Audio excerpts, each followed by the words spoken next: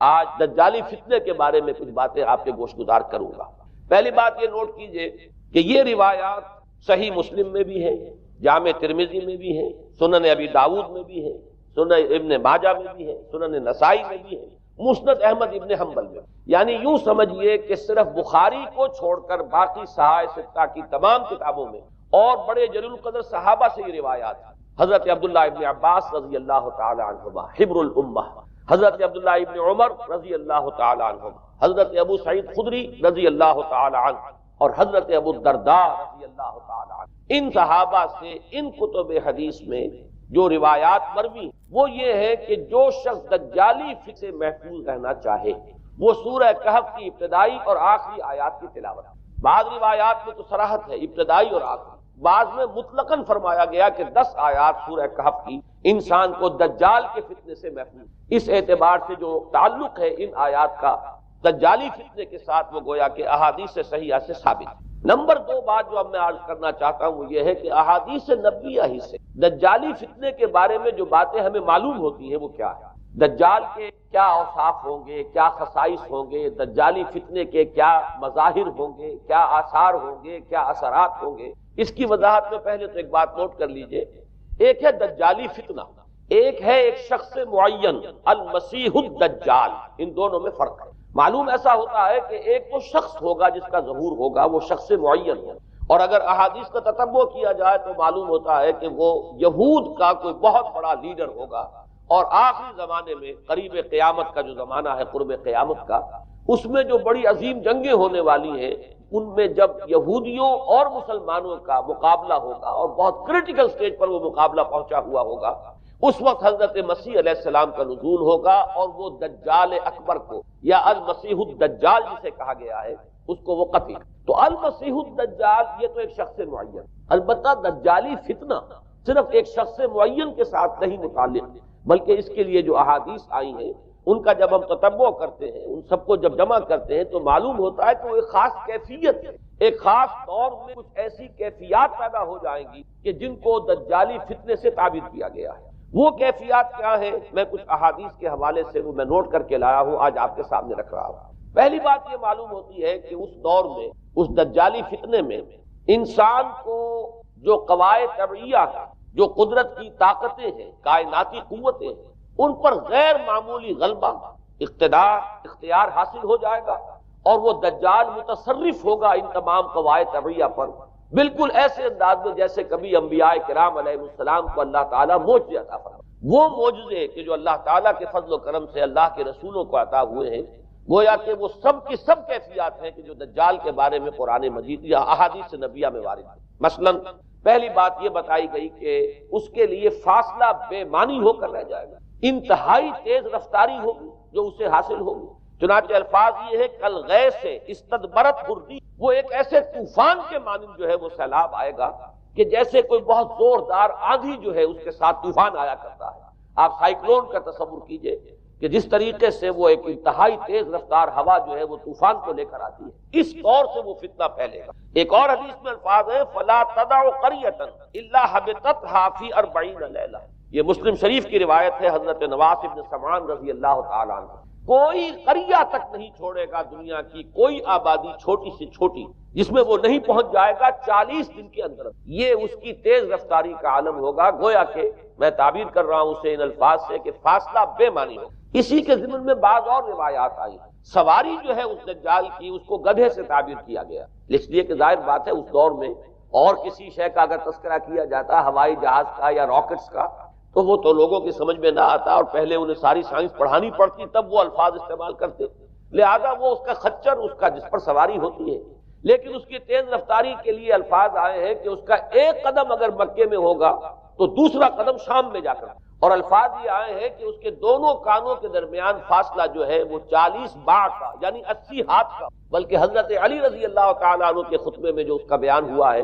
کہ اس کا ایک کان جو ہے وہ 30 ہاتھ لمبا کان ہوگا۔ ابھی ذرا یہ صرف احادیث آپ سنتے جائیے، پھر اس کے بارے میں ان سب کو جوڑ کر جو ہمیں نتیجہ نکالنا ہے اس پر گفتگو بات ہے۔ اسی طرح آواز کا معاملہ کہ اس کی آواز 4 دانگ عالم میں بیک وقت، الفاظ یہ ہے ینادی بصوت لہو یسمع لہو ما بین الخافقین، وہ ایک ایسی آواز کے ساتھ پکارے گا کہ جسے مشرق و مغرب کے مابین رہنے والا ہر شخص اس کی آواز جو ہے گویا کہ وہ تمام فاصلوں کے جو پردے ہیں اس کے لیے وہ حائل نہیں رہیں گے، بلکہ یہ کہ اس کی آواز جو ہے پوری دنیا میں مشرق و مغرب میں بیک وقت سنائی دے گی۔ تیسری بات معلوم ہوتی ہے کہ علاج معالجہ وہ اس انتہا کو اور عمل جراحی اس انتہا کو پہنچ جائے گا۔ یہاں وہ الفاظ آئے ہیں جو قرآن مجید میں حضرت مسیح کے معجزات کے لیے آئے۔ حضرت مسیح کے الفاظ جو ابرئ الاکمہ والابرص، کہ میں مادر ذات اندھے کو اور جو کوڑھ کا مرض تو ان دونوں کو میں ٹھیک کر دیتا ہوں۔ حضرت مسیح علیہ السلام صرف ہاتھ پھیرتے تھے اور مادر ذات جو نابینا ہے، اندھا، بینائی اس کی آ جاتی تھی، اور کوڑھی جو ہے اس کے جسم پر ہاتھ پھیرتے تھے، اس کا کوڑھ درست ہو جاتا۔ ابرئ الاکمہ والابرص، وہی الفاظ آئے حدیث میں کہ دجال کو یہ قدرت حاصل ہے۔ نمبر 2 یہ کہ وہ یحیی الموتیٰ، جیسے کہ حضرت مسیح کے الفاظ ہیں وہ احیی الموتیٰ، میں زندہ کرتا ہوں مردے کو۔ حضرت مسیح فرماتے تھے ایک مردے کو قم باذن اللہ، اور وہ کھڑا ہو جاتا تھا۔ بالکل اسی طریقے سے دجال کو بھی قدرت حاصل ہو جائے گی کہ وہ مردوں کو زندہ کرے گا۔ مزید وضاحت ایک حدیث میں یہ ہے کہ وہ ایک شخص کو آری کے ساتھ بیچ میں سے چیرے گا، 2 ٹکڑے کر دے گا، پھر سیدھے گا اور زندہ کرے گا۔ معلوم یہ ہوا کہ علاج معالجے کا علم اور دوسرے یہ کہ جراحی کا علم جو ہے وہ اپنی ان بلندیوں کو پہنچے گا کہ اس حد تک انسان کی رسائی ہو جائے گا۔ چوتھی بات، اس کو زمین اور فضا پر اس قدر غلبہ حاصل ہو جائے گا۔ الفاظ یہ حدیث کے یامر السماء فتمطر، وہ آسمان کو حکم دے گا بارش برسا اور وہ بارش برسائے گا، والارض فتنبت، اور زمین کو حکم دے گا کہ فصلیں اگا اور وہ اگائے گی، ویمر بالخربۃ فیقول لها اخرجی کنوزک، اور وہ کسی ویرانے پر سے گزرے گا اور اسے حکم دے گا، ویران چٹیل میدان، اور حکم دے گا کہ اپنے خزانے نکال، اور فرمایا اس کا نتیجہ یہ نکلے گا فتتبعہ کنوزها، تو اس زمین کے جو خزانے ہیں وہ نکل کے اس کے ساتھ چلنے شروع۔ زمین پر قدرت، فضا پر قدرت، بارش کا حکم ہوگا وہ بارش ہو جائے گی، آسمان بارش برسائے گا، زمین اپنے خزانے اگل دے گی۔ پانچویں بات، وَيُبْعَثُ مَعَهُ الشَّيَاطِينُ عَلَى صُورَةِ مَن مَاتَ، اس کے ساتھ کچھ ایسے شیاطین مبعوث ہوں گے کہ جو ان صورتوں کو اختیار کریں گے ان لوگوں کی جو مر چکے، من الآباء والأمہات والمعارف، جو آباء و اجداد اور مائیں اور دادیاں اور جو بھی جان پہچان والے لوگ ہیں جو فوت ہو چکے ہوں گے، وہ ان کی صورت اختیار کریں گے۔ فَتَأْتِيَ أَحَدَهُمْ فَيَقُولُ أَلَسْتُ فُلَانًا أَلَسْتَ تَعْرِفُنِي، پھر وہ آئے گا اور وہ شیاطین آئیں گے اور انسان سے کسی سے بات کریں گے، کیا تم مجھے نہیں پہچانتے؟ کیا میں تمہارا فلاں رشتہ دار نہیں ہوں؟ اپنی نشانیاں بیان کریں گے اور لوگ پہچانیں گے۔ یہ وہ احادیث ہیں کہ جن کا جو نتیجہ نکلتا ہے اب اس کو پہچان لیجئے۔ وہ نتیجہ یہ ہے کہ حضور صلی اللہ علیہ وسلم نے دجالی فتنے کے جو اوصاف بیان کیے یا جو علامات بیان کی، ان کا حاصل یہ ہے کہ سائنس اور ٹیکنالوجی وہ بلندیاں انسان کو حاصل ہو جائیں گی کہ جو چیزیں کبھی رسولوں کے معجزوں سے ظہور پذیر ہوتی وہ قوانین طبیعہ پر تصرف کے باعث خود انسان کرنے، یہ ہے در حقیقت حاصل۔ چنانچہ آج آپ دیکھیے وہ جو اس کا گدھا ہے وہ ہمارے آج کل کے ہوائی جہاز ہے، اور آپ کو معلوم ہے کہ یہ رڈار جو ہے ان کے ہوائی جہازوں کے یہ بالکل اینڈز پر ہوتے ہیں، ان کے بازوؤں پر، اور یہی ان کے کان ہیں، انہی سے انہیں وہ معلومات حاصل ہوتی ہیں۔ خود ان کی لمبائی چوڑائی جو ہے وہ کتنی ہے، اور پھر یہ کہ ان کے درمیان فصل جو ہے وہ 80 ہاتھ کا یا 40 باہ کا وہ موجود ہے، اور جہاز کی ایک اڑان اب تو کہیں بات پہنچ گئی کہ آپ کو معلوم ہے کہ پوری دنیا کے گرد بھی ایک جہاز جو ہے وہ چکر لگا لیتا ہے چند گھنٹوں کے اندر۔ لیکن یہ ہے کہ عام جو رفتار ہے اس میں بھی ایک پڑاؤ سے دوسرے پڑاؤ تک، ایک جگہ سے جس کو ہاپ کرنا کہتے ہیں، یہ بھی کم سے کم 500-700 میل کا عام طور پر سفر جو ہے وہ جہاز طے کر رہا ہے۔ اسی طریقے سے ہماری جو سائنس کی خاص طور پر جو طبی سائنس ہے، اب اس میں جس طریقے سے کہ زندہ رکھا جاتا ہے انسانوں، اور وہ ویجیٹیبل چاہے کہا گیا ہے ان کو ہیومن ویجیٹیبل، لیکن یہ کہ دل کی دھڑکن بھی چلائے جا رہے ہیں، خوراک بھی پہنچا رہے ہیں، آدمی جو ہے وہ زندہ سال ہر سال تک زندہ پڑا رہے ہیں۔ اور یہ کہ سرجری بعض جانوروں پر تو یہ بات ہو چکی کہ کاٹے گئے ہیں اور پھر ان کو سی دیا گیا ہے، جوڑ دیا گیا ہے۔ یہ تمام جو بھی معجزے ہیں اس وقت سائنس دکھا رہی ہے۔ اسی طرح اگر یہ معجزہ دیکھنا ہو کہ زمین لقد جہاں کہیں کوئی آثار نہیں تھے کسی ایک پتے تک کے اگنے کے، اگر وہاں لہلہاتے ہوئے آپ کو چمن دیکھنے ہو تو ویسے سب سے پہلے تو یہ معاملہ ہوا تھا اسرائیل نے جو کر کے دکھایا تھا، لیکن اب تو آپ ابو ظبی چلے جائیے، سعودی عرب میں چلے جائیے۔ سعودی عرب کے اندر حال یہ ہے کہ آپ اگر ہوائی جہاز سے سفر کریں ریاض سے جدہ تک تو آپ کو جگہ جگہ بڑے سرکولر پیچز نظر آئیں گے جہاز سے نہایت، اور اس کے اندر جو ہے آرٹیفیشل اریگیشن کے ذریعے سے اور بہت عمدہ وہاں کاشت ہو رہی ہے اور بہت خوبصورت فارم ہے وہ تمام کے تمام سرکولر پہ، اس لیے کہ جو اریگیشن ہوتی ہے وہ ان ویلز کے ذریعے سے ہوتی ہے کہ جو ایک سرکل میں چلتے ہیں اور پانی کی وہ آرٹیفیشل بارش جو ہے وہ ہوتی رہتی ہے۔ باقی یہ کہ فضا سے آرٹیفیشل رین، یہ تو بہت ہی سادہ سی بات ہے کہ فضا کے اندر ایٹماسفیرک کنڈیشن کو ذرا تبدیل کیا جائے تو بارش آ جاتی ہے۔ اور باقی رہ گیا آواز کا یہاں سے وہاں جانا، وہ تو آواز ہی نہیں، اب تو آپ صورتیں دیکھ رہے ہیں۔ آپ کو نیو یارک میں بیٹھا ہوا خطاب کرے، آپ پوری دنیا کے اندر جہاں چاہیں وہ آل ورلڈ اینٹینا آپ کے پاس صرف ہونا چاہیے، باقی یہ کہ آپ دنیا کے کسی بھی گوشے میں بیٹھے ہوئے کسی شخص کا خطاب جو وہ سن سکتے۔ تو معلوم یہ ہوا کہ در حقیقت یہ جو دجالی فتنہ ہے، یہ جس کے اوصاف جو بیان کی گئے، ابھی میں اس کو لفظ فتنہ سے تعبیر نہیں کر رہا، اسے جس چیز نے فتنہ بنایا وہ ابھی میں آپ سے عرض کروں گا، لیکن یہ جتنے اوصاف حدیث میں آئے، جتنی صفات بیان ہوئی، جو قوائف وہاں سامنے آ رہے ہیں، ان سب کا حاصل تو ایک لفظ میں یہ ہے کہ سائنٹیفک ڈیولپمنٹ اور ٹیکنالوجیکل ڈیولپمنٹ وہ اس درجے کی ہو جائے گی کہ قواعد طبیعیہ پر، فورسز آف دی نیچر پر انسان کو تصرف اور تسلط حاصل ہو جائے گا اور وہ انہیں استعمال کرے گا، اور اس طریقے سے اس کے اندر وہ ساری کی ساری کیفیات جیسے کہ آج ہم دیکھ رہے ہیں اپنی نگاہوں کے سامنے وہ پیدا ہو جائے۔ اب سوال یہ ہے کہ اس شے کو فتنہ کس چیز، یہ بات سمجھ لیجیے، جہاں تک سائنسی ترقی کا تعلق ہے، تکنیکی ترقی کا تعلق ہے، یہ چیزیں فی الاصل فتنہ نہیں ہے، یہ تو وہ علم آدم الاسماء کلہا کا ظہور ہے۔ اللہ تعالیٰ نے ازل میں حضرت آدم علیہ السلام کو جو صلاحیت عطا فرما دی تھی، یہ ایکسفولیشن ہے، اس کا ظہور ہے۔ جیسے کہ آم کی گٹھلی میں آم کا درخت ہے، لیکن ظاہر بات ہے کہ اس کو درخت بننے میں وقت لگتا ہے، پہلے وہ 2 پتے نکلتے ہیں، پھر وہ بڑھتا ہے معاملہ، کئی سال میں جا کر وہ درخت جو ہے وہ جوان ہوگا اور وہ پھل دے گا۔ اسی طریقے سے یوں سمجھئے کہ بالقوہ وہ علم حضرت آدم علیہ السلام کو دے دیا گیا، یعنی وہ صلاحیتیں ودیت کر دی گئی، وہ فیکلٹیز، سمع اور بصر اور فؤاد، دیکھو سنو نتیجہ نکالو اور آگے بڑھو۔ آپ نے چیز دیکھی، ایک سنی، نتیجہ نکالا، اس کو نوٹ کیا، آگے بڑھے، پھر کوئی چیز دیکھی، پھر کوئی سنی، اپنے سابق جو نتیجہ آپ نے نکال کر محفوظ کیا تھا اپنی میموری میں، اس کے ساتھ اس کو ٹیلی کیا، کوئی اور نتیجہ نکل آیا اور آگے بڑھے۔ تو یہ تو سٹیپ بائی سٹیپ، قدم بہ قدم انسانی علم آگے بڑھ رہا ہے۔ یہ ہرگز فتنہ نہ ہوتا، میرے الفاظ پر توجہ کیجئے، اگر اس کے ساتھ متوازن طور پر ایمان اور روحانیت کا ارتقا بھی ہو، اگر اس کے ساتھ اللہ کی معرفت، اللہ کی محبت، آخرت کا ایمان، منزل انسان کی جو ہے وہ آخرت ہے، دنیا نہیں ہے، اگر یہ چیزیں ساتھ کے ساتھ ہوتی تو یہ ہرگز فتنہ نہیں۔ فتنہ در حقیقت اسے جس نے بنایا ہے وہ یہ ہے کہ کچھ ایسے اسباب ہوئے ہیں، اور وہ اسباب آج مجھے بیان کرنے کہ در حقیقت موجودہ عیسائیت اس کا سب سے بڑا سبب، اس کے نتیجے میں ایک بہت بڑا گیپ ہے، اپالنگ ہے، بڑا مہیب خلا ہے، بڑی وسیع خلیج ہے جو حائل ہو چکی ہے کہ ایمان اور روحانیت ختم ہوتے چلے گئے اور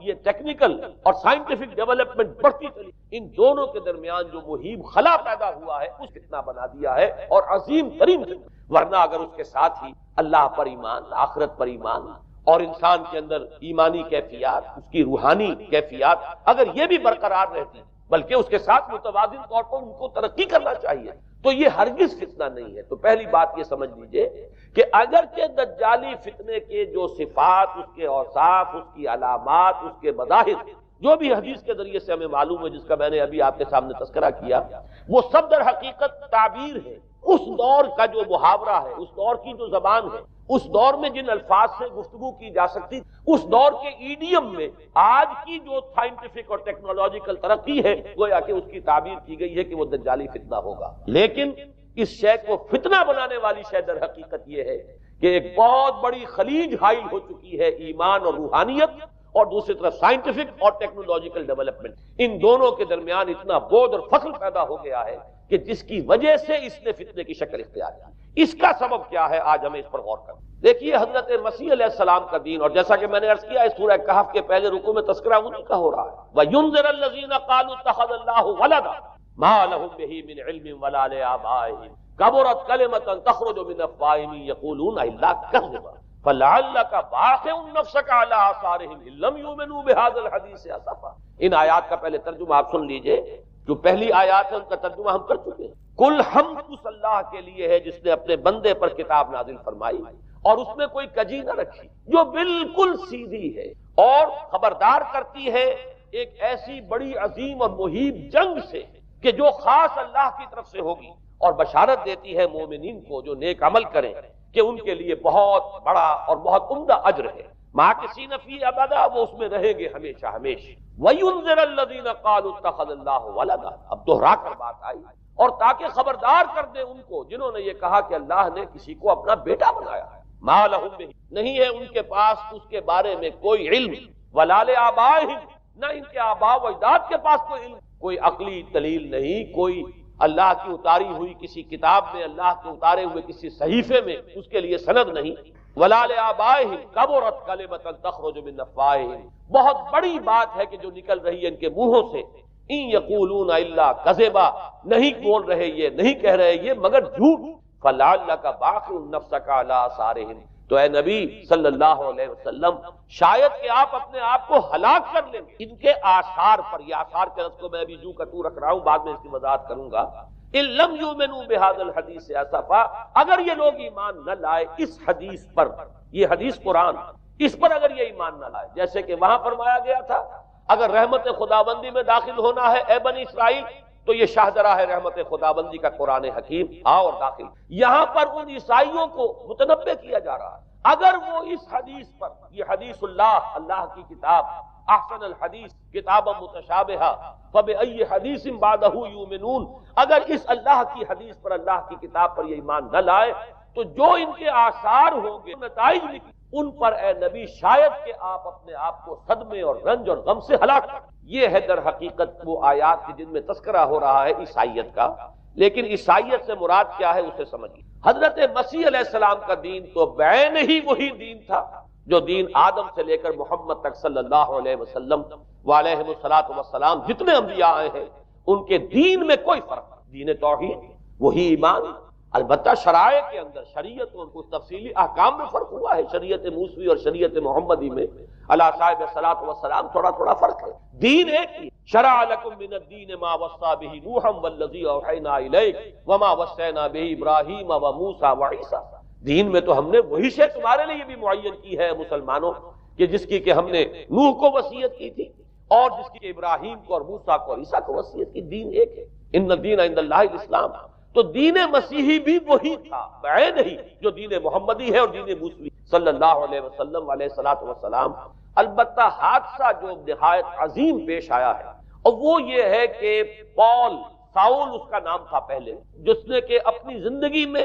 حضرت مسیح علیہ السلام جب تک موجود تھے دنیا میں شدید انہیں تکلیفیں پہنچائیں، شدید ایذائیں پہنچائیں، ان کی مخالفت پر کمر بستہ رہا. لیکن اس کے بعد جب انہیں اٹھا لیا گیا، یا عیسائیوں کے عقیدے کے مطابق وہ سولی دیے گئے، اور اس کے بعد ان کا عقیدہ بھی یہ ہے کہ سولی پانے کے بعد پھر وہ زندہ ہو کر آسمان پر، جبکہ ہم یہ سمجھتے ہیں اور ہمارا ایمان ہے کہ انہیں سولی دی نہیں گئی بلکہ انہیں تو پہلے ہی اٹھا لیا گیا تھا، ان کی جگہ کوئی اور ہے. انجیل برنباس نے یہ بات بالکل واضح کر دی کہ در حقیقت وہی حواریین میں سے جس نے کہ غداری کی تھی اور پکڑوایا تھا، مخبری کی، وہی ہے جس کی شکل بنا دی گئی تھی حضرت مسیح علیہ السلام کے جیسی مانند، اور وہ شخص ہے کہ جو سولی چڑھا. بہرحال عیسائیت اس وقت کی جو اس کا عقیدہ ہے اور جو ہمارا عقیدہ اور ایمان ہے، ان دونوں کی روح سے حضرت مسیح علیہ السلام آسمان پر اٹھا لیا. اس کے بعد اس دین مسیحی میں نقب لگانے کے، جو دین مسیح اصل دین اسلام تھا، اس کو کرپٹ کرنے، ڈسرپٹ کرنے کے لیے، اس میں نقب لگانے کے لیے اس نے اپنے ایک مکاشفے کا ذکر کیا کہ میں آ رہا تھا سفر میں کہ مجھے حضرت مسیح نظر آئے ہیں آسمانوں میں، اور انہوں نے مجھے کہا ہے کہ اے ساؤل تو مجھے کیوں ستاتا ہے اور تو اب فلاں جگہ جا اور میرے نام سے نبوت کر. اس کے بعد اس نے لبادہ اوڑھا عیسائیت کا، اور اس نے آ کر جس طرح عبداللہ ابن سبا نے محمد الرسول اللہ صلی اللہ علیہ وسلم کے دین میں نقب لگائی، اسی طریقے سے اس شخص نے دین مسیحی میں نقب لگائی. فرق یہ ہے کہ دین محمدی صلی اللہ علیہ وسلم کیونکہ یہ آخری دین، اب کوئی اور رسول آنے والا نہیں، اللہ تعالیٰ کی طرف سے اس دین کو، اس شریعت کو ایک پروٹیکشن حاصل، لہذا ایک جزء کی حد تک گمراہی جو ہے پھیل سکی، کل پر وہی تھی. لیکن بدقسمتی سے دین مسیحی کے بارے میں یہ ہوا کہ کچھ عرصے تک تو کشمکش رہی ہے. اصل دین مسیحی پر بھی جو کاربند لوگ تھے اور جو اس کے اوپر مستقیم رہے وہ قائم کچھ عرصے تک رہے ہیں، لیکن ہوتے ہوتے تقریباً اس دور تک آ کر جب کہ حضور کی بعثت ہوئی ہے، اصل دین مسیحی کے ماننے والے تقریباً ختم ہو چکے تھے، شاذ لوگ رہ گئے، اور ان میں بھی یہ جرت نہیں تھی کہ اپنے اصل دین کا وہ اظہار کرتا. بلکہ ہوتے ہوتے ان 600 سالوں کے اندر یہ ہوا کہ وہی پالزم جو ہے در حقیقت اس نے ہی مسیحیت کی شکل اختیار کی۔ یہ پالزم جو ہے یہ ہے در حقیقت یوں سمجھیے کہ ادیان عالم کی تاریخ میں سب سے زیادہ گمراہ کن مذہب، جس کا رد عمل پیدا ہوا ہے یورپ میں، جس نے کہ اس دجالی فتنے کی شکل اختیار کی ہے۔ میں یہ چاہتا ہوں کہ اس کے ضمن میں چند باتیں آج آپ کے سامنے رکھوں۔ پال نے جو دین مسیحی میں یا دین اسلام میں جو صحیح دین ہے اللہ کا، اس میں 3 تبدیلیاں بنیادی۔ سب سے پہلا تو وہی جو قرآن کہہ رہا ہے الذین قالوا اتخذ اللہ ولد، مسیح کو حضرت مسیح علی نبینا علیہ الصلوۃ والسلام انہیں خدا کا بیٹا قرار دیا۔ اور اس میں بھی نوٹ کیجئے بیٹے کے لیے عربی زبان میں 2 لفظ ہیں، ابن اور ولد۔ ابن کا لفظ ذو معنیین ہے، 2 معنی ہے۔ ابن بیٹے کو بھی کہتے ہیں اور ابن کا کوئی معنوی تعلق بھی ہو سکتا ہے، صرف بیٹا نہیں۔ ابن السبیل مسافر کو کہتے ہیں، راستے کا بیٹا، یعنی چونکہ راستے کے ساتھ اس کا ایک تعلق ہے، راستہ چل رہا ہے، وہ تو ابن السبیل ہے۔ ابن الوقت، وقت کا بیٹا، وہ وقت کا بیٹا اس معنی میں نہیں ہے، بلکہ یہ ہے کہ جو ہر وقت جو ہے حالات کے مطابق گرگٹ کی طرح اپنا رنگ بدلتا چلا جائے، چلو تم ادھر کو ہوا ہو جدھر کی، وہ ابن الوقت ہے۔ تو ابن الوقت اسی طریقے سے جو میں نے دوسری مثال دی ہے، ان کو اگر آپ سامنے رکھیں گے تو معلوم یہ ہوا کہ ابن کے تو دونوں معنی ہو سکتے، لیکن ولد یہ بالکل مخصوص اولاد کے معنی میں ولد، یہ تو گویا کہ صلبی اولاد۔ اور عیسائیت وہ ہے مذہب کہ جس نے کہ بدترین شرک کی صورت اختیار کی ہے، اور ان کے ہاں عقیدے میں یہ الفاظ ہیں کہ مسیح اللہ کا، خدا کا صلبی بیٹا، تاکہ کوئی شک نہ رہ جائے کہ کوئی اور نسبت ہے جسے ابن سے تعبیر کیا گیا، کوئی اور تعلق ہے جس کے لیے یہ لفظ اختیار کیا گیا، صلبی کا لفظ استعمال کیا گیا ہے کہ یہ خدا کا صلبی بیٹا۔ اور یوں سمجھیے اب اس کا جو نتیجہ نکلا کہ بیٹا اگر کسی کا ہے تو ظاہر بات ہے کہ وہ ہم جنس ہے، ہم نوع ہے، اپنے انسان کا بیٹا انسان ہوگا، سید زادہ جو ہے سید کا بیٹا سید ہوگا، مغل کا بیٹا مغل ہوگا، گھوڑے کا بیٹا گھوڑا ہوگا، گدھے کا بیٹا گدھا ہوگا۔ معلوم یہ ہوا کہ بعین ہی جو کچھ بات ہوتا ہے وہی بیٹا۔ لہذا اس لفظ نے در حقیقت شرک کی بدترین صورت اختیار کی کہ بالکل اللہ کے برابر، اللہ کا ہم نوع، گویا کہ بدترین شرک جو ہے شرک فی الذات ہے۔ اور شرک فی الذات کی بدترین صورت یہ ہے کہ جو عیسائیت میں آئی ہے کہ حضرت مسیح علیہ السلام کو اللہ کا صلبی بیٹا قرار دیا۔ اب اس کے نتیجے میں چونکہ ظاہر بات ہے کہ آخر بائبل بھی موجود تھی، اس بائبل کو ایک دم کیسے ختم کر دیتا سینٹ پال کہیں یا بہرحال میں تو لفظ سینٹ اس کے ساتھ استعمال نہیں کرنا چاہتا، لیکن چونکہ ہمیں یہ ہدایت ہے قرآن مجید کی بھی کہ جو باطل معبود بنا لیے جاتے ہیں انہیں بھی ہم کوئی ان کے لیے توہین والے الفاظ استعمال نہ کریں، لہذا میں یہ لفظ استعمال کر رہا ہوں، ورنہ جی تو چاہتا ہے کہ کوئی اور لفظ اس کے استعمال کیا جائے۔ لیکن جو بھی اس وقت دنیا میں اس کا معروف نام ہے پال، سینٹ پال، تو اس نے چونکہ ظاہر بات ہے کہ پوری بائبل کو کیسے ختم کر دیا، ایک دم تورات کو کیسے ختم کر دیتا۔ تورات تو آج تک چلی آ رہی ہے بائبل کے ساتھ ملی، یہ اولڈ ٹیسٹمنٹ نیو ٹیسٹمنٹ یہ دونوں مل کر بائبل بنتی، لہذا اب گورکھ دھندا بنانا پڑا انہیں، وہ تسلیس والا گورکھ دھندا، 3 میں 1 1 میں 3، توحید بھی ہے تسلیس بھی ہے، 3 میں 1 1 میں، اور یہ وہ شے ہے کہ عقیدے کا تعلق عقل سے منقطع کر، اسے سمجھ میں آنے والی بات ہے، 3 میں 1 1 میں 3 ایک گورکھ دھندا ہے۔ نتیجہ انہوں نے یہ نکالا کہ ڈوگما در حقیقت اس کا عقل سے کوئی تعلق، ڈوگما بس عقیدہ ہے، اور اس عقیدے ہی کے اوپر سارے دین کی بنیاد ہے، باقی وہ عقل میں آئے نہ آئے، عقل کے لیے قابل قبول ہو یا نہ ہو، یہ بات اچھی طرح سمجھ لیجئے کہ اگرچہ ہمارے ہاں ہم بھی یہ بات کہتے ہیں کہ بہت سے حقائق جو ہے کائنات کے وہ ایسے ہیں کہ جن تک عقل کی رسائی نہیں، اس کے لیے ہم مجبور ہیں، محتاج ہیں وحی کی ہدایت کے، لیکن 2 چیزوں میں فرق کی، ایک ہے عقل سے ماورا ہونا اور ایک ہے عقل کے خلاف ہونا، ان دونوں چیزوں میں زمین و آسمان کا فرق ہے۔ ایک وہ حقائق ہے کہ جو عقل از خود ان تک رسائی حاصل نہیں کر سکتی، لیکن جب وہ سامنے آتے ہیں تو عقل تسلیم کرتی ہے کہ ہاں یہ بات سمجھ میں آتی ہے۔ ایک وہ چیزیں ہیں کہ جن کو عقل تسلیم نہیں، تو ایک ہے مخالف عقل، ایک ہے ورائے عقل، ان دونوں میں زمین و آسمان کا۔ ہمارے دین میں تو عقل کو اپیل کیا گیا ہے، لعلکم تعقلون، لعلہم یعقلون، اولو الالباب الذین یعقلون۔ اب ظاہر بات ہے کہ عقل کو ہاتھو برہانکم ان کنتم صادقین، لاؤ دلیل اپنی، تو دلیل سے عقل سے اپیل کی، اور اس میں وہ رشتہ جو میں نے کئی مرتبہ بیان کیا علامہ اقبال کے اشعار کے حوالے سے کہ عقل گو آستاں سے اس کی قسمت میں پر حضور، اور گزر جا عقل سے آگے کہ یہ نور چراغ راہ ہے، منزل نہیں، منزل تک تو عقل نہیں پہنچائے گی لیکن راستہ تو دکھاتی ہے، اور جب کہ وحی کی روشنی سامنے آتی ہے تو عقل اس کی تصدیق کرتی ہے۔ یہ ہے ہمارا موقف اور یہ ہے عقلی معقول موقف۔ لیکن عیسائیت نے، بلکہ کہنا چاہیے پالزم نے، مجھے یہاں پر لفظ عیسائیت اب استعمال کرنا نہیں چاہیے، اس لیے کہ حضرت عیسیٰ سے اب اس کی نسبت نہیں رہی، حضرت عیسیٰ سے اس کی نسبت جو ہے یہ مس نومر ہے، یہ غلط نام ہے۔ دی 100 کا مصنف جو ہے ڈاکٹر مائیکل ہارٹ، اس نے یہ بہت بڑی بات کہی۔ اس نے کہا در حقیقت موجودہ جو عیسائیت ہے اسے پالزم کہنا چاہیے، یہ پالزم ہے، کرسچینٹی نہیں ہے، اس لیے کہ در حقیقت حضرت مسیح علیہ السلام کی تعلیم جب تک وہ دنیا میں تھی وہ یہ نہیں تھی جو پال نے، البتہ اس نے پال کو بہت بڑا شخص مانا، اس میں کوئی شک نہیں، اس لیے کہ اس نے تاریخ کے دھارے کا جو ہے وہ رخ موڑ دیا ہے، اللہ تعالیٰ کے صحیح دین کو گویا کہ قلع کما کر کے ایک نیا دین اس طریقے سے پھیلایا ہے کہ آج بھی شاید دنیا میں کثیر ترین تعداد عیسائیت ہی کے نام لیواؤں کی ہے، واللہ عالم، یا شاید گوتم بدھ کے ماننے والوں کی ہے۔ بہرحال یہ کہ بہت بڑی تعداد میں آج حضرت مسیح علیہ السلام کی طرف جو منسوب ہے غلط طور پر دین، اس کے نام لیوا دنیا میں، اس اعتبار سے وہ یقیناً اس کا تو حق رکھتا ہے کہ اس کا نام بھی اس کتاب میں آئے کہ جس نے تاریخ کے اوپر اثرات اپنے، اور حضرت مسیح علیہ السلام جب تک دنیا میں تھے عیسائیت کی حقیقت بنی اسرائیل یا یہودیت کے ایک فرقے سے زیادہ ڈیٹیچ نہیں ہوا تھا یہ حضرت موسیٰ علیہ السلام کے دین، لیکن یہ کہ پال نے اسے بالکل ایک مستقل بذات ایک جدا گانا دین کی شکل دی، تو یہ پالزم نے در حقیقت سب سے پہلا کام یہ کیا کہ عقل سے بالکل تعلق منقطع کیا، عقیدہ ڈوگما جو ہے وہ خلاف عقل، جو بات عقل میں آئے نہ آئے بس مان لی۔ تو پہلی تو یوں سمجھیے کہ نقب جو لگی ہے دین کے اندر وہ اس تسلیس کے حوالے سے، اور تسلیس کا گورکھ دندہ خلاف عقل، لہذا ڈوگما کی جو اس کا لفظ جو استعمال ہوا ہے کہ بس اس کو تو ہم مانیں گے چاہے وہ عقل کے لیے قابل قبول ہو چاہے نہ ہو۔ دوسرا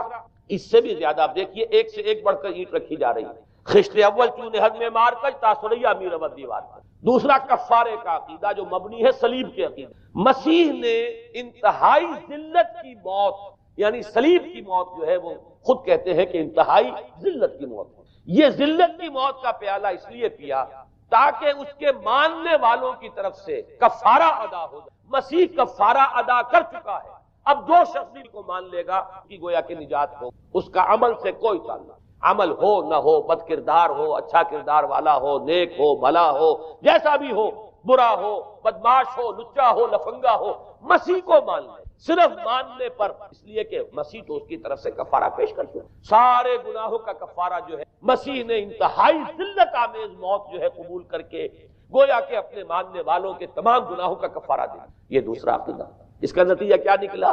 تسلیس نے عقل سے تعلق توڑ دیا تھا مذہب کا، اس نے عمل سے تعلق، ڈوگما ہی ڈوگما ہے، نہ عقل سے کوئی تعلق نہ عمل سے کوئی تعلق نہیں رہا۔ دین جڑیں جو ہے دونوں اعتبار سے، دین تو نام ان دو چیزوں کا، الا الذین آمنوا وعملوا الصالحات، دونوں کی گویا کہ جڑیں منہدم ہو گئیں، بنیادیں منہدم ہو گئیں، جڑیں کاٹ دی کہ نہ اس کا تعلق عقل کے ساتھ ہے نہ عمل کے۔ تیسری بات آئی ہے، اس نے کہا شریعت منسوخ، یہ عجیب ہے، دیکھیے جسے آئرنی آف فیٹ کہتے ہیں انگریزی زبان میں، ابھی تک بائبل کے اندر سینٹ میتھیو کے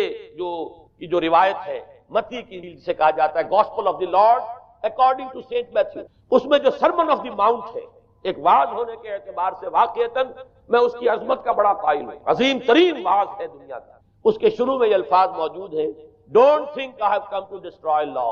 ہرگز یہ نہ سمجھنا کہ میں شریعت کو ختم کرنے آیا۔ وہ یہ کہہ کر گئے تھے کہ شریعت موسیٰ ان پر لاگو رہے گی، عائد رہے گی، لیکن پال نے تیسرا نقب لگایا شریعت ساقط، اس کی ضرورت کیوں محسوس ہوئی یہ بھی سمجھ لیجیے۔ حضرت مسیح یہ کہہ کر گئے تھے کہ میں صرف بنی اسرائیل کے لیے آیا ہوں، میں اسرائیل کے گھرانے کی کھوئی ہوئی بھیڑوں کی تلاش میں آیا ہوں، انجیل میں یہ الفاظ آج بھی۔ حضرت مسیح نے اپنے حواریین کو جب بھیجا ہے کہ اب جاؤ تبلیغ کرو میری طرف سے، اس کی ہدایتوں میں ایک ہدایت یہ بھی ہے کہ تمہیں صرف اسرائیلیوں تک تبلیغ کرنی ہے، باہر نہیں، میں صرف اسرائیلیوں کی طرف رسول بنا کر بھیجا گیا، یہ الفاظ بھی موجود ہیں، اگرچہ اس وقت کے انجیل میں جو الفاظ ہیں وہ تو میں سمجھتا ہوں کہ حضرت مسیح علیہ السلام کے شایان شان نہیں ہے، وہاں کوئی نہ کوئی تحریف ہوئی ہے لفظی، اس لیے کہ وہاں تشبیہ دی گئی ہے کہ کوئی اپنے بچے کے حصے کی روٹی جو ہے کتے کے آگے نہیں ڈالتا، گویا کہ جینٹائلز جو ہیں غیر بنی اسرائیلی، انہیں اس جملے کی روح سے انہیں کتوں سے تشبیہ دی جا رہی ہے کہ میرے پاس میرے بچوں کے حصے کی روٹی ہے، میرے بچے ہیں اسرائیلی، میری روٹی جو ہے یہ جو میرے پاس ہے وہ اسرائیلیوں کے لیے ہے، کوئی اپنے بچوں کے حصے کو نہیں کھلاتا۔ یہ جملہ تو میں سمجھتا ہوں حضرت مسیح کا نہیں ہو، لیکن یہ ہدایت کہ تمہیں تبلیغ صرف اسرائیلیوں میں کرنی ہے، یہ قرآن مجید کی روح سے ثابت ہے، اس لیے کہ قرآن بھی یہ کہتا ہے کہ رسولاً الی بنی اسرائیل، حضرت مسیح علیہ السلام رسول بنا کر بھیجے گئے تھے بنی اسرائیل کے، اس لیے کہ وہ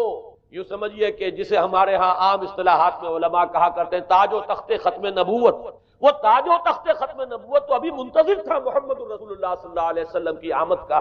کہ وہی آئیں گے تو انہی کی بعثت ہوگی پوری نوع انسانی کی. آپ سے پہلے کسی رسول کی بعثت پوری نوع انسانی کی طرف نہیں ہوئی بشمول حضرت مسیح علیہ السلام. ہر جو ہے رسول جو آیا ہے آپ سے پہلے اپنی اپنی قوموں کی طرف آیا ہے. لیکن اس پول نے کیا کیا؟ پہلے تو یہ اصول توڑا. ہم اس دین مسیح کی یا جو پولزم ہے اس کی اب تبلیغ کریں گے غیر اسرائیلیوں. وہاں انہیں دقت پیش آئی. شریعت موسوی بڑی بھاری شریعت ہے. اب وہ بھاری شریعت جو ہے اس کو قبول کرنا تو لوگوں کے لیے آسان نہیں ہے. انہوں نے یہ کیا کہ یہ شریعت تم پر ثابت، شریعت کا بوجھ تم پر نہیں، برڈن آف لا یہ تمہارے لیے. اور میں یہاں مثال دے دینا چاہتا ہوں، میں ہی تاریخ نے اپنے آپ کو دہرایا ہے.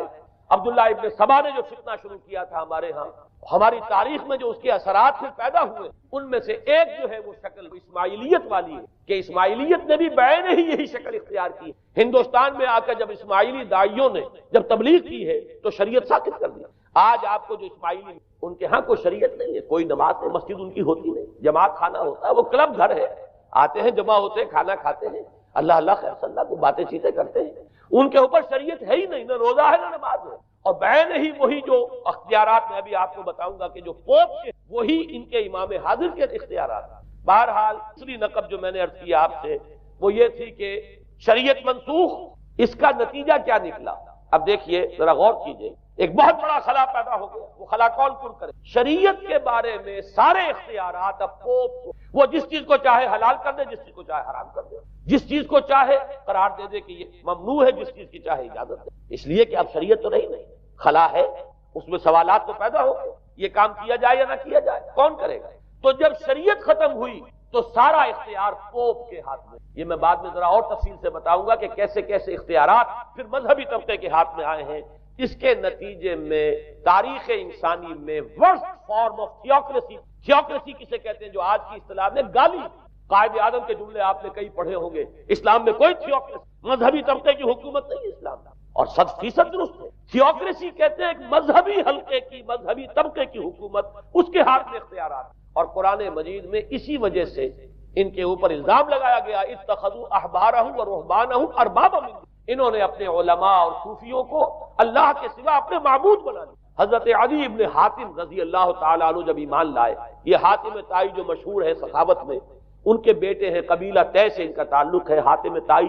تو طے سے ہے، ان کے بیٹے عدی ہیں، یہ عیسائی تھے. یہ جب ایمان لائے اور پھر انہوں نے قرآن پڑھا تو انہیں ایک اشکال ہوا کہ قرآن مجید میں تو ہم پر الزام لگایا گیا ہے کہ اتخذوا احبارهم ورهبانهم اربابا من دون اللہ. تو عرض کیا انہوں نے، ڈرتے ڈرتے عرض کیا ہوگا حضور کی خدمت میں کہ حضور یہ بات تو کچھ درست نہیں معلوم ہوتی، ہم نے تو کبھی اپنے علماء اور رہبان کو خدا نہیں سمجھا. وہ اس مغالطے میں تھے کہ جب تک سجدہ نہ کیا جائے شاید خدا نہیں مانا گیا. حضور نے پوچھا کیا ایسا نہیں ہے کہ جس چیز کو وہ حلال کہتے ہیں تم حلال مان لیتے ہو، جس چیز کو حرام کہتے ہیں حرام مان لیتے؟ جی ہاں یہ تو ہے، یہی تو فرمایا اربابا من دون اللہ ہے. تحلیل و تحریم کا اختیار صرف اللہ کا یا اللہ کے نمائندے کی حیثیت سے اس کے رسول کے پاس ہے جس کو وحی آتی ہے. اس کے بعد کسی کو اختیار نہیں. اجتہاد کر سکتا ہے لیکن اجتہاد کے لیے دلیل دینی ہوگی نص سے. کتاب اللہ سے کوئی دلیل لاؤ، سنت رسول اللہ سے کوئی دلیل لاؤ، استنباط کرو، عقل سے بات کرو. لیکن یہ ہے کہ تحلیل و تحریم یہ خدائی اختیار ہے، اللہ کے ہاتھ میں اختیار ہے، اور اللہ کے نمائندے کی حیثیت سے زیادہ یہ اللہ کے رسولوں کے ہاتھ میں اختیار آتا ہے. اس کے علاوہ کسی کے لیے، کسی اور کے لیے یہ مان لیا گیا تبھی تو ان کو خدا بنا لیا گیا. اسی معنی میں آج کی جمہوریت جو ہے وہ بدترین شرک ہے کہ یہاں یہ تسلیم کیا جاتا ہے کہ ساورنٹی جو ہے وہ عوام کی، ساورنٹی آف دی پیپل. کیا معنی ہے کہ عوام کے نمائندے جو چاہیں قانون بنا دیں، جس چیز کو چاہیں حلال ٹھہرائیں، جس چیز کو چاہیں حرام ٹھہرائیں. ان کے پاس حلت و حرمت کے جو پورے اختیارات ہیں ان کے پاس آ گئے. یہی تو خدائی مقام ہے، خدا کا مقام دے دیا گیا. اس سے بڑا شرک کیا ہوگا؟ در حقیقت حاکمیت غیر اللہ اس دور کا سب سے بڑا شرک. تو وہاں یہ حق جو ہے دے دیا گیا علماء کے ایک طبقے کو، پوپ. تو گویا کہ تاریخ انسانی کی بدترین تھیوکریسی، بدترین مذہبی استبدادی حکومت قائم ہوئی. اس کے حوالے سے میں کچھ تاریخی حوالے بھی اب آپ کے سامنے رکھ. دیکھیے جب تک پول نے یہ کام شروع کیا ہے تو تقریباً 3 صدیوں تک تو یہ صرف ایک مذہبی تبلیغ کا کام ہوا. انہوں نے کوششیں کی، محنتیں کی، پیغام پہنچایا. اور جیسا کہ میں عرض کر چکا ہوں اس وقت تک گڈمٹ پول کے ماننے والے بھی تھے اور حضرت مسیح کے جو اصل صحابہ تھے، جو ان کے حواریین تھے، ان کے ماننے والے بھی. لہذا کشمکش ان کے اندر بھی چل رہی. لیکن ظاہر بات ہے کہ حضرت مسیح کے اصل حواریین وہ تو اول تو یہ کہ اپنی گفتگو رکھ رہے تھے محدود بنی اسرائیل تک، نمبر دو یہ کہ انہوں نے تو شریعت کو ساقط نہیں مانا. جنگل کی آگ کی طرح جو مسیحیت پھیلی ہے وہ پالیزم والی ہے، اس لیے کہ اس میں تو کوئی شریعت کا کوئی بوجھ نہیں، کوئی حلال نہیں، کوئی حرام نہیں، کوئی نماز نہیں، کوئی روزہ نہیں، لہذا یہ تیزی کے ساتھ ہے. اور 300 برس تک تو ایک کشمکش جو ہے جاری رہی، انہوں نے تبلیغیں کی، مصائب جھیلے، کشمکش اندر بھی چلی باہر بھی چلی. لیکن اس کے بعد قیصر روم کانسٹنٹائن، قسطنطین جسے کہتے ہیں، جس کا یہ قسطنطنیہ ہے، کانسٹنٹائن، اس نے یہ محسوس کیا بالکل اکبر کی جیسے اکبر نے محسوس کیا تھا کہ میری مملکت کے اندر یہ مذہبی تصادم جو ہے یہ سب سے بڑی یوں سمجھیے کہ انسٹیبلٹی کا سبب ہے، لہذا ان تمام مذہبوں کو ایک ہاون دستے میں ڈال کے کوٹ پیس کر ایک بناؤ. وہ جو دین اکبری یا دین الہی جو اس نے کیا تھا اس سیاسی مصلحت کی وجہ سے کہ یہ ہندو مسلم تصادم اور دوسرے مذاہب کا ٹکراؤ جو ہے وہ ہندوستان کو ایک سیاسی وحدت اور ایک اپنی سیاسی عظمت کی طرف پیش قدمی کرنے کا جو راستہ ہے اختیار کرنے سے روکتا ہے، لہذا یہ کام کیا جائے. یہی قسطنطین اس نے جب دیکھا بڑی کشمکش، اس نے خود عیسائیت کون سی اختیار کی؟ پالیزم والی. ظاہر بات ہے اس کے لیے بھی اصل عیسائیت اختیار کرنا جو ہے مشکل تھا، پالیزم والی. اور اس کے بعد یہ اب اسٹیٹ کی جو مشینری، جو طاقت تھا، جو دباؤ تھا، اس کے حوالے سے اب یہ مسیحیت جو ہے پورے رومن امپائر کے اب یہ بڑی تیزی کے ساتھ جس کو کہنا چاہیے اس کا ایک نظام قائم ہوا اور جو مذہبی طبقہ تھا اس کا اقتدار مستحکم. اس کے باوجود 200 برس اور گزرے. یونان چونکہ بہت بڑا مرکز تھا علم کا، فلسفے کا، سائنس کا، حکمت کا. آپ کو معلوم ہے یہ تمام ارسطو ہو، افلاطون ہو، یہ سب یونان کے ہیں، ارشمیدس ہو، یہ تمام کے تمام جو بھی ہے، تو سائنس اور فلسفہ دونوں اس کا گہوارہ یونان تھا. یونانی حکماء اعتراض کر، لہذا سن 529 اس کو نوٹ کر لیا. جسٹینین ایک قیصر تھا اب قسطنطین کے 200 برس بعد، اس نے اپنی پوری مملکت میں فلسفہ اور سائنس کی تعلیم حرام قرار دی. کوئی نہ فلسفہ پڑھ سکے گا نہ سائنس، جو فلسفہ پڑھے گا اس کو مرتد قرار دے دیا اور زندہ آگ میں جلا دیا گیا. انکوزیشن کورٹس قائم ہوئی، وہ صرف مذہبی عدالتیں اس لیے قائم ہوئی کہ جس کے بارے میں معلوم ہو جائے کہ یہ فلسفہ پڑھتا ہے یا یہ سائنس پڑھتا ہے. اس لیے کہ فلسفہ اور سائنس دونوں جڑ کاٹتے ہیں اس ڈوگما کی. وہ ڈوگما جو پالیزم والا ڈوگما ہے اس کی جڑ کھودنے والی ہے دونوں چیز، اور چونکہ وہ دونوں عقل کو اپیل کرتی ہیں، یہ ڈوگما عقل کے متضاد ہے، لہذا مذہب کا تحفظ اسی طرح ہو سکتا ہے کہ اب ان دونوں کو بالکل ممنوع قرار دے دیا جائے. یوں سمجھیے کہ تقریباً 1000 برس یورپ میں، چونکہ سب سے بڑی امپائر یہی تھی، یورپ میں فلسفہ اور حکمت اور یہ سائنس کی تعلیم ممنوع ہے. یہ ہے در حقیقت سب سے پہلا کام جو جسٹینین نے کیا 529. اس کے بعد آگے چل کر پوپ کا جو اقتدار ہے وہ اتنا زبردست بنا ہے. پوپ کو اختیار حاصل ہو گیا، جس چیز کو چاہے وہ قانون کا درجہ دے، اس لیے کہ شریعت تو ہے نہیں، خلا پوپ کون کرے گا؟ پوپ کو اختیار حاصل ہو گیا، وہ جس کے گناہ چاہے معاف کر. اب دیکھیے اگرچہ ویسے تو گناہ پہلے ہی معاف ہو گئے کہ جس نے مسیح کو مان لیا گناہ تو معاف ہو گئے اگلے پچھلے سب، لیکن یہ کہ پھر بھی ایک خلش رہ جاتی ہے انسان کے دل میں، چونکہ ایک اخلاقی حص انسان کے اندر اللہ نے پیدا کی ہوئی ہے. جب کوئی شخص کرتا ہے کوئی بدکاری کرتا ہے، کوئی چوری کرتا ہے، ڈاکہ ڈالتا ہے، تو وہ جو ایک کانشنس ہے وہ جو پرک کرتا ہے اس کو بھی ختم کرنے کے لیے اگر پوپ یا کارڈینل یا اس کے نمائندے کے سامنے جا کر اعتراف گناہ کر لو اور کچھ اس کی مٹھی گرم کرو، کچھ ہدیہ پیش کرو، تو توبہ نامہ، معافی نامہ تمہیں دے دیا جائے گا، اور وہ جو چیز ہے وہ تمہارے لیے سند ہے کہ کوئی تم سے بات کرو. پھر ان کی قیمت ہے، ان کے لیے بڑی بڑی جو ہے ہدیے مقرر کیے گئے تھے. تیسری چیز، بائبل کا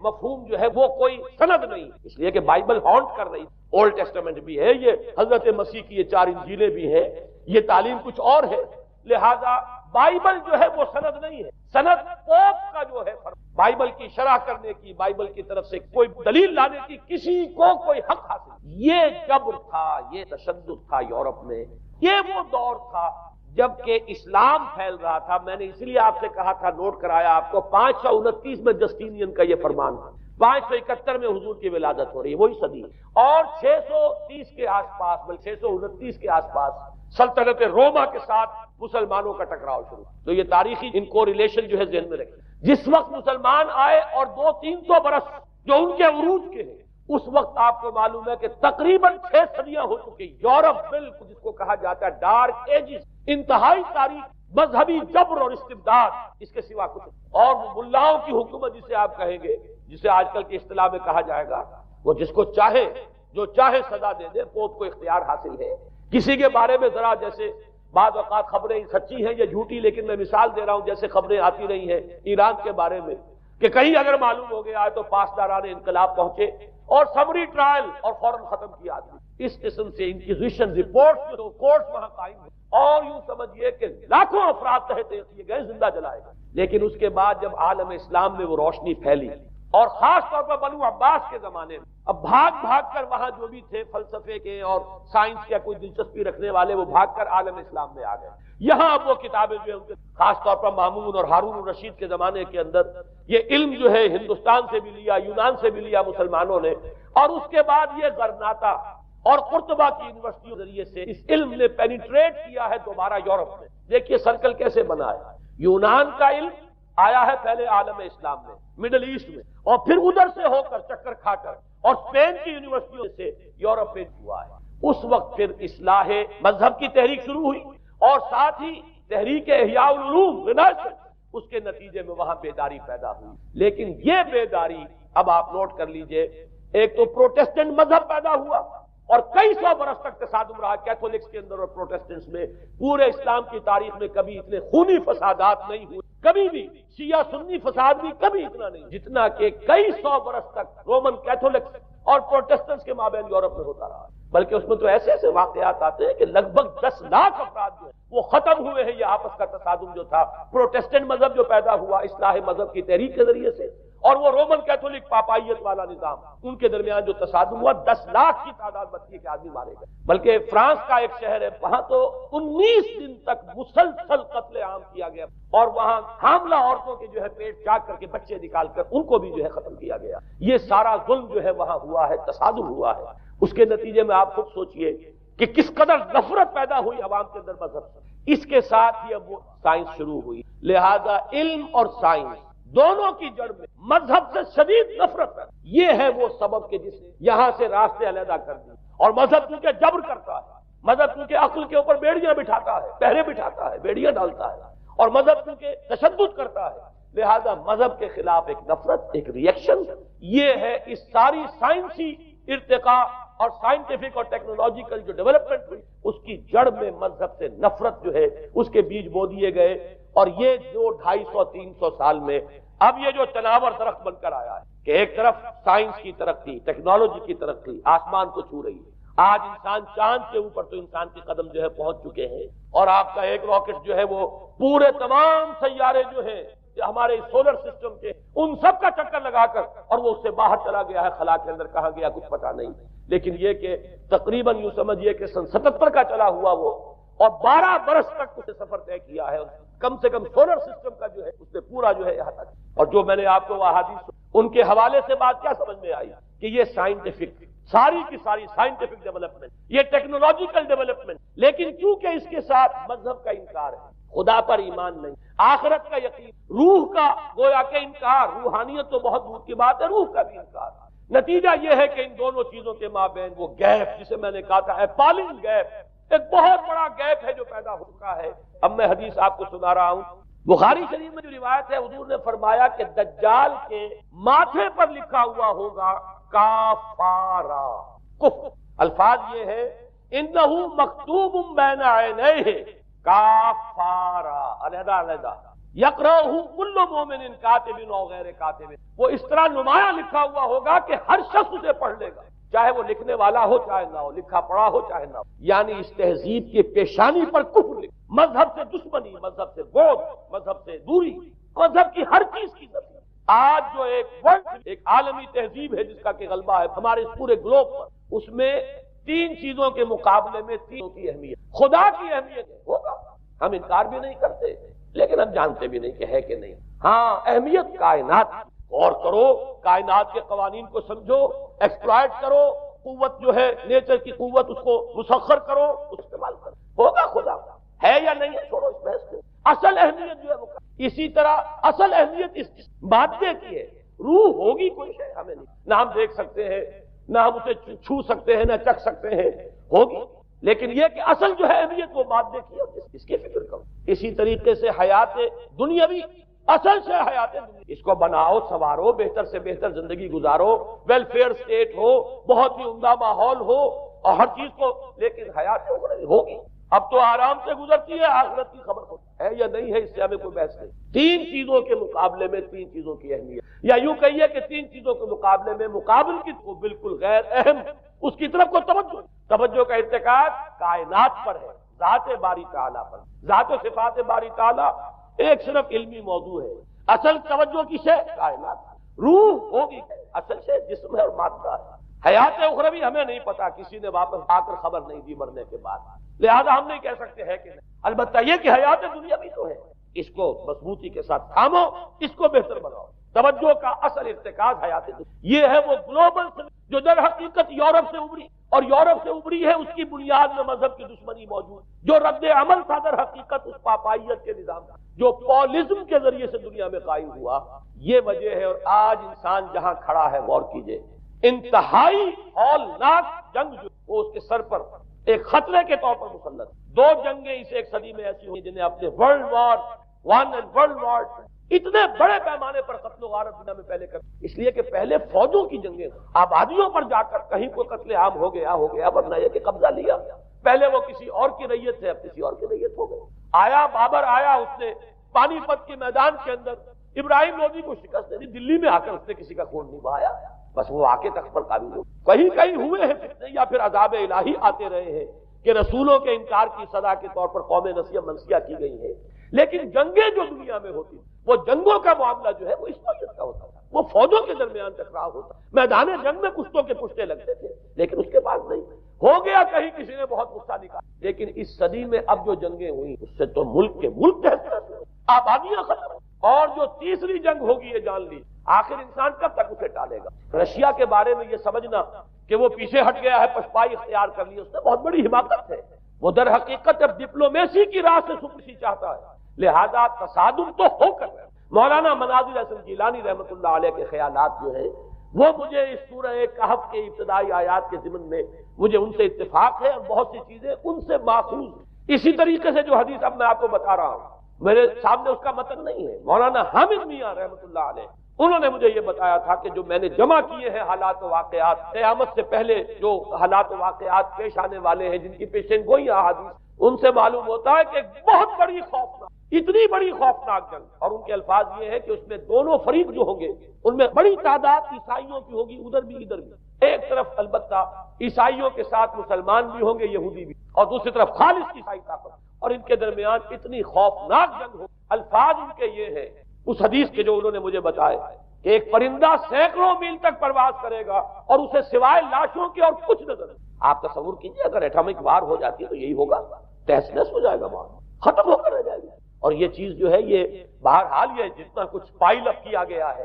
یہ ڈسٹرکٹیو فورس، سائنس کی یوں سمجھیے کہ معراج اب یہی ہے۔ اب تو سٹار وارز کی باتیں ہو رہی ہے کہ صرف زمین باہر بھی یہ جنگیں ہمیں، لیکن یہ کہ اس کا کیا حال ہوگا۔ امریکہ میں ایک پکچر تیار کی گئی تھی، دی ڈے آفٹر غالباً اس کا نام ہے، اس میں ایک نقشہ دکھایا گیا ہے اس قدر ہولناک کہ یہ 100 کی منزلہ عمارتیں جو ہے یہ ایسے جیسے کہ کچے گھروں میں ہوتے ہیں، ایسے وہ پگھل کر رہ جائیں، اور یوں سمجھیے کہ انسان جو ان کے اندر ہوں گے، ایک ایک منزل کے اندر، ایک ایک ایسی 100 منزلہ عمارت کے اندر ہزاروں آدمی ہو، جیسے کہ کوئی ایسی کالونی ہو کوئی چیوٹیوں کی، اور اس پوری کالونی کو آپ اپنے پاؤں سے بسل دیں، ایسے انسانوں کا حال اگر وہ جنگ ہو جائے جس کا نقشہ کھینچا گیا ہے۔ یہ ہے در حقیقت وہ بات کہ جو مولانا مناظر حسن گیلانی فرما رہے ہیں ان آیات مبارکہ میں، وَيُنذِرَ الَّذِينَ